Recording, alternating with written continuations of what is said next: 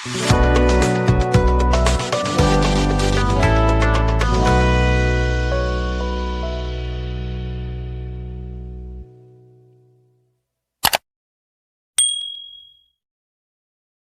दोस्तों। तो 10 साल पहले अगर आपको किसी ने कहा होता कि T20 क्रिकेट में आने वाले टाइम में एक इनिंग्स में 300 बनेगा, शायद आप उसको एक तरीके से भरोसा नहीं करते। बट एक्चुअल टाइम में आप देखो वो चीज़ हो रही है। रिसेंट में हमने देखा था कि एशियन गेम्स में चाइना में जब हो रहा था, वहाँ पे आई थिंक छोटे से ग्राउंड थे, वहाँ पर आप देखो 50-55 मीटर की एक तरह से बाउंड्री थी या उससे भी छोटी, और वहाँ पर आप देखो शायद नेपाल ने 300 रन किए थे। बट वो तो एक तरह से फिर भी समझ आता है कि क्वालिटी ऑफ बॉलिंग अटैक और जो ग्राउंड डायमेंशन है वो एक तरह से मैटर करता है। बट आईपीएल क्रिकेट में आप देखो, जो कि एक तरह से बिगेस्ट क्रिकेटिंग लीग है, कुछ ही मैचेस पहले हमने देखा था कि मुंबई इंडियंस के अगेंस्ट एसआरएच ने हैदराबाद में 277 किए थे। 263 का एक तरीके से जो रिकॉर्ड था आरसीबी के द्वारा, उसको एक तरह से तोड़ा था। तो वो बिलीव नहीं हुआ था कि ऐसा कुछ बन गया है। अब उसको दोबारा से एसआरएच ने फिर से तोड़ दिया है और अपने ही एक तरह से टारगेट को उन्होंने तोड़ के 287 बना दिए, 10 रनों से ज्यादा।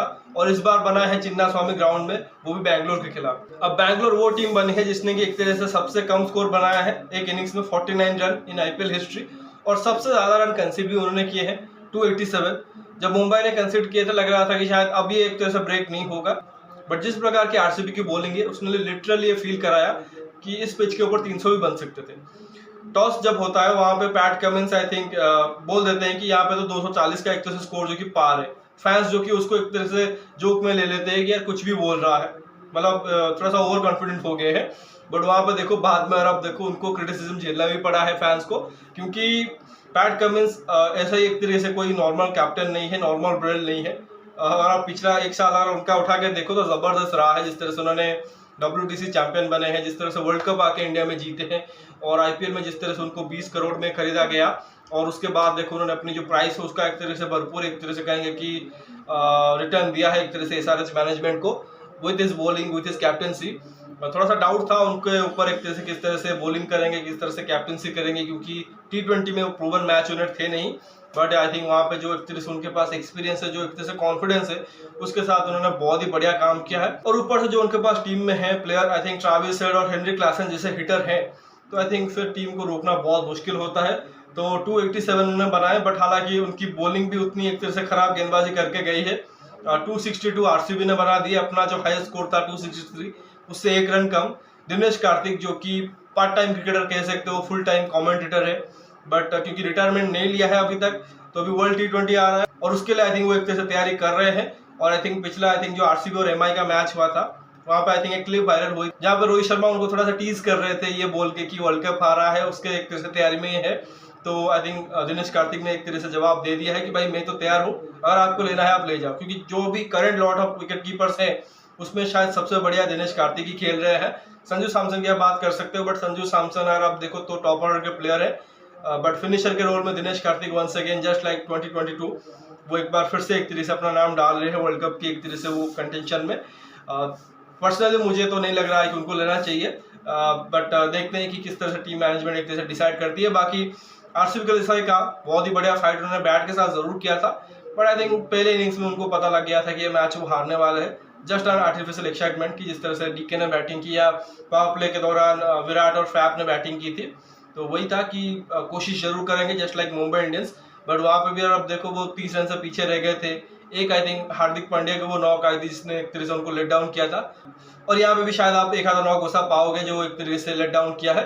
बट अगर आप ये एक्सपेक्ट कर रहे हो फिर 287 आप खा जाओ आपकी बॉलिंग और फिर उसके बाद आप उसको चेस भी कर जाओ, फिर ये होते नहीं है। बट जिस तरह से दोनों टीमों ने पिटाई की है, 549 रन बने इस मैच में, 523 मुंबई और हैदराबाद वाले गेम में बने थे, और उसको भी एक तरह से यहाँ पे एक तरह से क्रॉस कर गए।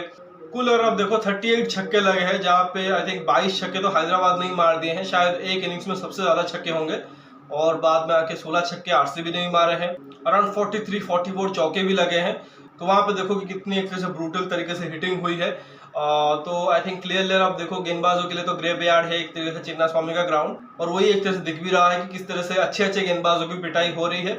और स्पेशली अगर आप उस हिसाब से एग्जीक्यूट नहीं करोगे अपने प्लान्स, थोड़े से वेरिएशन नहीं लाओगे अपने गेंदबाजी में, फिर आपकी पिटाई जो कि 100% तय है।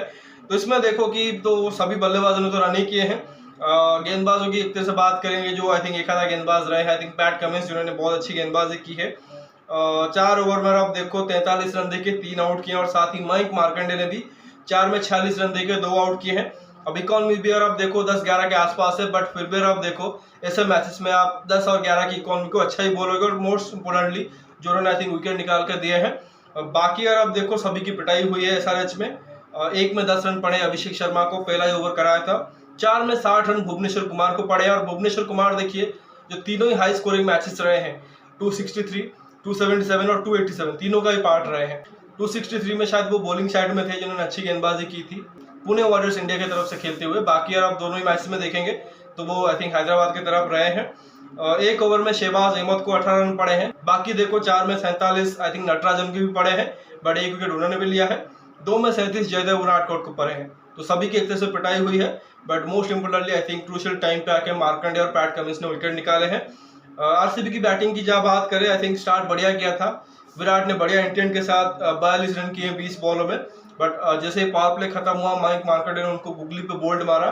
फैफ डु प्लेसी 28 में 62 है, बढ़िया बैटिंग कर रहे थे। 7 चौके और 4 छक्के मारे थे। पैट कमिंस ने आके उनको बाउंसर पे आउट किया और वहीं पे एक तरीके से बहुत बड़ा झटका आरसीबी को लग गया था क्योंकि फैफ बढ़िया बैटिंग कर रहे थे। बाद में हालांकि दिनेश कार्तिक ने बढ़िया पारी खेली है। 83 रन किए 35 बॉलों में, 5 चौके और 7 छक्के मारे हैं। 237 का स्ट्राइक रेट, बढ़िया उन्होंने कोशिश जरूर की, बट एक तरह से मैच जो कि काफी दूर निकल गया था। मिडिल फेस जैसा ही का थोड़ा सा आई थिंक आरसीबी के लिए ट्रिकी रहा। वहां पे देखो विल जैक्स 4 में 7 रन बना के आउट हुए हैं। बहुत अनफॉर्चुनेट रहे कि फैफ ने शॉट खेला और उनादकट के आई थिंक बॉडी से लग के स्टंप पे लग गई बॉल, तो रन आउट हो गए हैं। बाकी रजत पाटीदार 5 बॉलों में 9 रन है, 1 छक्का जरूर मारा बट आउट हुए।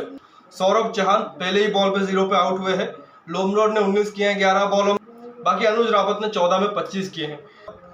तो यहाँ पे देखो तो किसी ने भी एक तरह से मुझे नहीं लगता कि बहुत खराब पारी खेली है। हाँ, अनुज रावत ने टूवर्ड्स द एंड, आप देखो जब मैच खत्म ऑलमोस्ट हो चुका था, 3-4 चौके वहां पे मारे हैं। थोड़ा सा और अगर आप इनिशियल आप देखो और थोड़ा तेज खेलते तो शायद बात बन सकती थी, बट अगेन देखो उस दिन भी आप देखो एक हार्दिक पांड्या की इनिंग्स आई थी जो कि लेट डाउन किया था मुंबई को, क्योंकि अंत में अगर आप देखो अनुज रावत ने एक तरह से कवर अप कर लिया था तो स्कोर ही एक तरह से इतना बड़ा हो गया था, इतना बड़ा आई थिंक टारगेट रह गया था कि इम्पॉसिबल सा लग रहा था। But credit to RCB batter specially Dinesh Karthik की, जिस तरह से उन्होंने फाइट जारी रखी।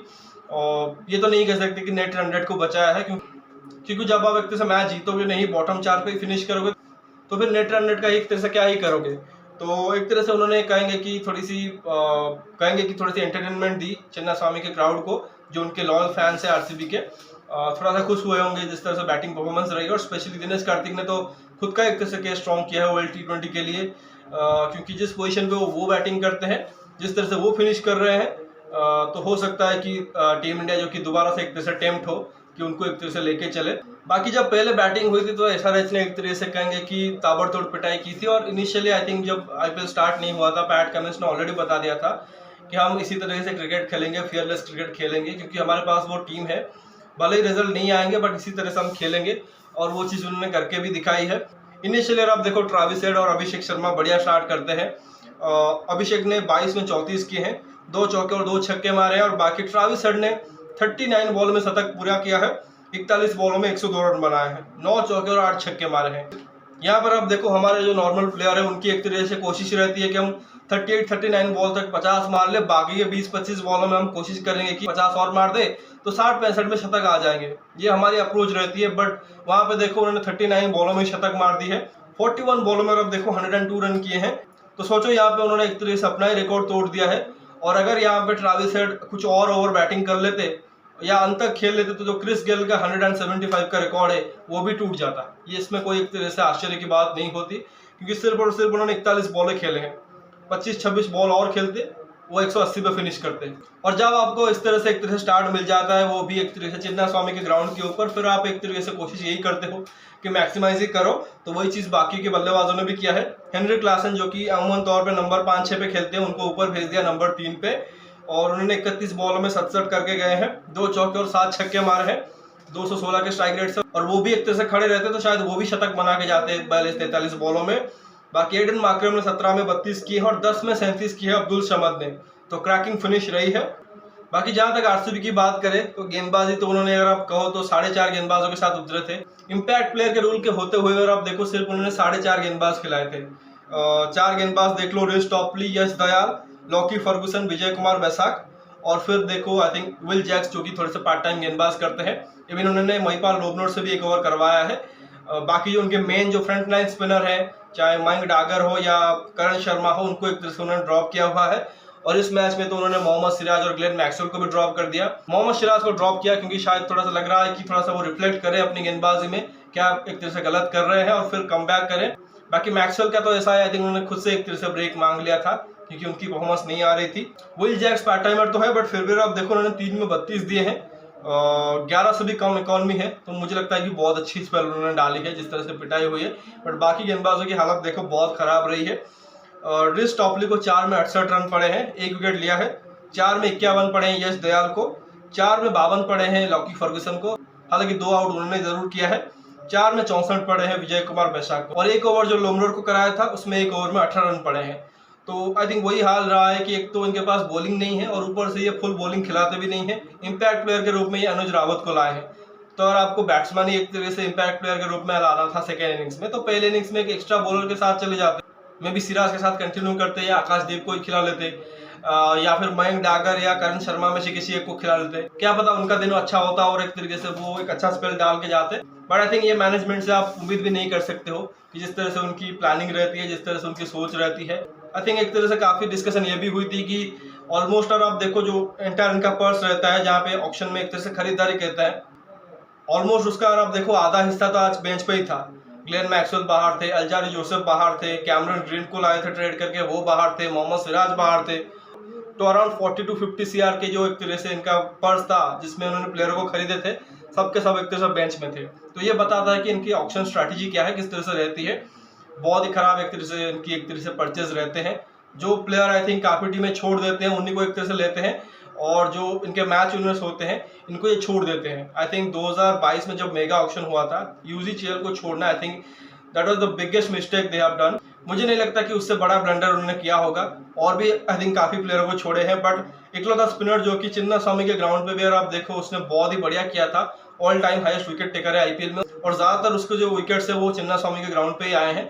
तो ऐसे में उनको रिलीज करना, चलो उनको रिलीज कर दिया था, बाद में आपने हर्षरंगा को ले लिया था तो उनको ही एक तरह से रख लेते। खैर इस सीजन तो अवेलेबल थे ही नहीं, बट आई थिंक बहुत ही खराब एक तरह से आरसीबी के लिए आउटकम रहा है। ये सीजन आप देखो ऑलमोस्ट एक तरह से खत्म ही है, 7 मैच बचे हुए हैं, 7 तो जीतेंगे तो वही 16 पे पहुंचेंगे, एक भी हारे आई थिंक फिर बाहर हो जाएंगे। और जिस तरह से खेल रहे हैं, 7 में 2 जीत जाए वही बड़ी बात है, 7 तो एक तरह से दूर की बात है। They clearly need mega auction, काफी एक तरह से उनको अच्छी परचेज करनी पड़ेगी। स्टिल उतना एक तरह से उनके ऊपर ट्रस्ट नहीं है, बट आई थिंक देखना पड़ेगा, और स्पेशली इंडियन टैलेंट्स के ऊपर आपको इन्वेस्ट करना पड़ेगा। मुझे तो अब इंटरेस्टिंग ये लग रहा है कि क्या ये नेक्स्ट सीजन में रजत पाटीदार हो या महिपाल लोमरोर हो, मोहम्मद सिराज हो, इन सबको क्या एक तरह से रिटेन करेंगे। हो सकता है कि विराट कोहली को रिटेन कर ले और वो रुक भी जाएंगे, बट ना तो फॉरेनर में कोई ऐसा प्लेयर दिख रहा है जिनको एक तरह से ये रिटेन कर पाएंगे, और ना ही इंडियन में। तो आई थिंक बहुत बड़ी दिक्कत उनके लिए होने वाली है। बाकी यही फील करेंगे कि जो नेक्स्ट 7 मैचेस है कुछ तो एक तरह से करे अपने फैंस के लिए, एटलीस्ट खुद के लिए तो कुछ कर नहीं सकते, बट एटलीस्ट अपने फैंस के लिए एक तरह से कुछ करके जाए, 4-5 मैच जीते और अच्छा एक तरह से क्रिकेट खेले। और जो आई थिंक उन्होंने एक तरह से टेम्पलेट दिखाई है इस रनचेज में बैटिंग में, उसी को एक तरह से फॉलो करें जब पहले बैटिंग कर रहे हो, क्योंकि ऐसा नहीं होगा कि जब आपको टारगेट दिखेगा कि 280 बन गए हैं, 287 बन गए हैं, तभी आप कोशिश करेंगे कि 260 बनाए, 265 बनाए, उसके करीब जाए। नॉर्मली पहले बैटिंग कर रहे हो इसी अंदाज में खेलो, भले आप 120-25 फॉल आउट हो जाए, बट वो इंटेंट दिखाओ, क्योंकि यहाँ पे 180-90 में एक तरह से काम होने वाला नहीं है, और आपकी जो गेंदबाजी है 240 में भी एक तरह से रोक नहीं पाएगी। तो खैर देखिए आगे किस तरह से वो परफॉर्म करते हैं। बाकी एसआरएच के लिए आई थिंक टॉप 4 में अब आ चुके हैं, आई थिंक नंबर 4 पे अभी है। नेट रन रेट को और थोड़ा सा बेहतर कर सकते थे, बट जिस तरह से उनकी बॉलिंग हुई है बहुत ही घटिया हुई है, तो कोशिश करेंगे कि नेक्स्ट मैच से उसे बेहतर करें। ऑब्वियसली ग्राउंड का एक तरह से फर्क पड़ जाता है, बट इनकी पिटाई तो मुंबई इंडियंस ने भी की थी, तो आई थिंक थोड़ा सा इनको देखना पड़ेगा कि अच्छे पिचेस के ऊपर किस तरह से गेंदबाजी करते हैं। बाकी बहुत चांसेस है कि इस बार एक तरह से टॉप 4 में एंटर करेंगे, तो लेट्स सी। फिलहाल इस वीडियो में बस इतना ही, आशा करता हूँ कि वीडियो जरूर आपको पसंद आएगा। वीडियो को लाइक करना मत भूलिए, साथ ही चैनल को सब्सक्राइब जरूर करिए और दोस्तों को शेयर भी कर दीजिए। बाकी कमेंट सेक्शन में अपना एक तरह से फीडबैक जरूर दीजिए और ये बताइए कि क्या इस सीजन जो कि 300 का आंकड़ा जो कि एक तरह से क्रॉस हो रहा है कि नहीं, क्योंकि 277 बन गए हैं, 287 बन गए हैं, 13 रन और दूर है। तो जरूर बताइए कि कौन से मैच में एक तरह से SRH जो कि ये रिकॉर्ड को एक तरह से ब्रेक करेगी। बाकी नोटिफिकेशन की घंटी दबा लीजिए ताकि हर एक वीडियो की अपडेट आपको टाइम पे मिलती रहे। अगले वीडियो में मिलते हैं, बात करेंगे एक और मैच की। तब तक धन्यवाद, जय हिंद।